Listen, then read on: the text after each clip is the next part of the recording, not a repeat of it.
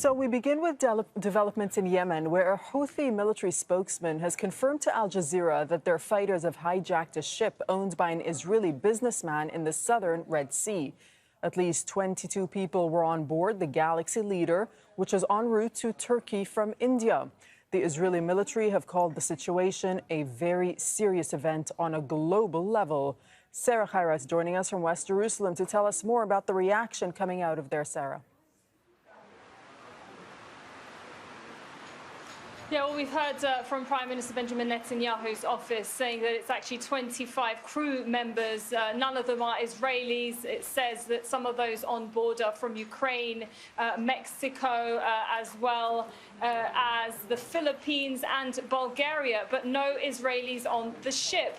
Also saying that that vessel is actually a British ship operated by a Japanese company. But from what we understand is it's partly owned by a multi-millionaire Israeli businessman that's in the shipping business. And this would mean that this isn't the first time one of his ships have been intercepted. In fact, in 2021, one of the ships that he owned was targeted by, at the time, what Prime Minister Benjamin Netanyahu had said was Iran, even though Iran had, at the time as well, denied that.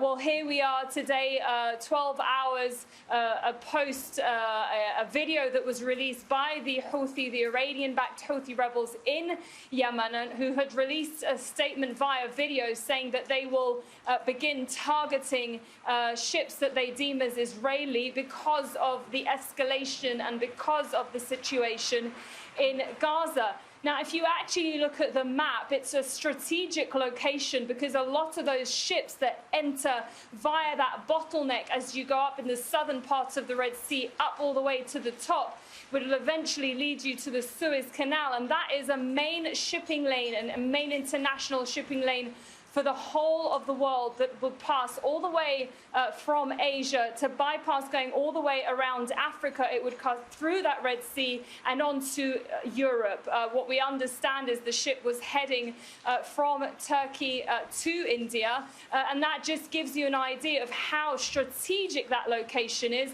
and how much the Houthis are really going for attacks against Israel. They are at least attempting to, with the drone attacks or drones that they've managed to fly to Eilat in the southern part of Israel, and now this. Obviously, the international community will probably be quite concerned given the situation. Yes, Sarah, as you're saying, I mean, we've seen attacks on the Red Sea, particularly on Eilat in the past couple of weeks since October the 7th. But this is the first time that a ship has been hijacked in this way. What do we expect the Israelis to do next?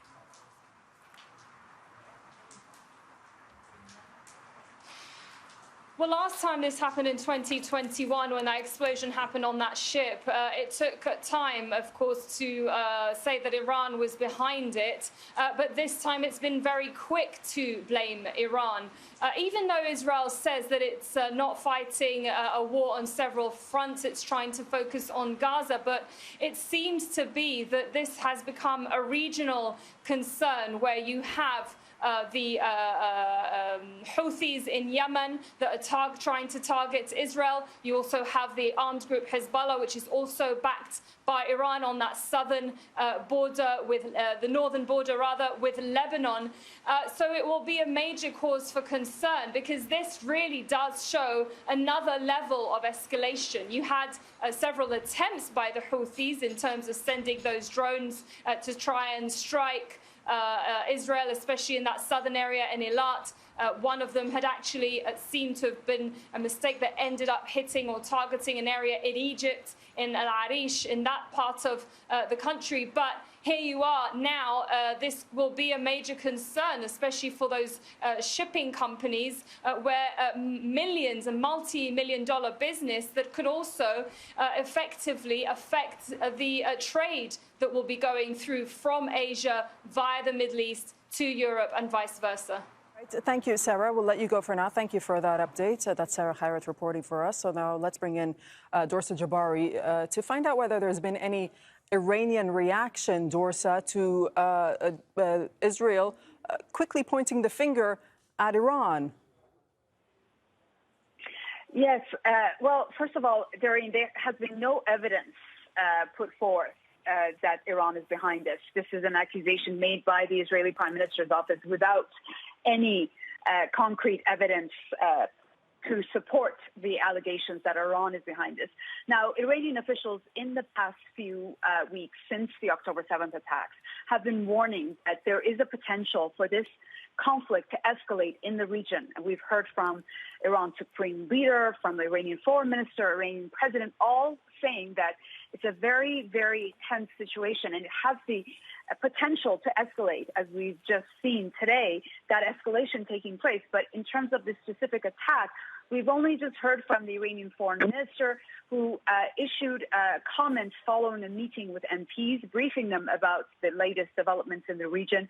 And Hossein Amir Abdullahian said that the resistance groups are, quote, cleverly adjusting pressure on Israel and its supporters and have unactivated capacity for pressure. That's according to state media that the foreign minister has made these comments. Now, Iran in the past has distanced itself from these various groups in the Middle East who are against Israel and the existence of Israel as a country.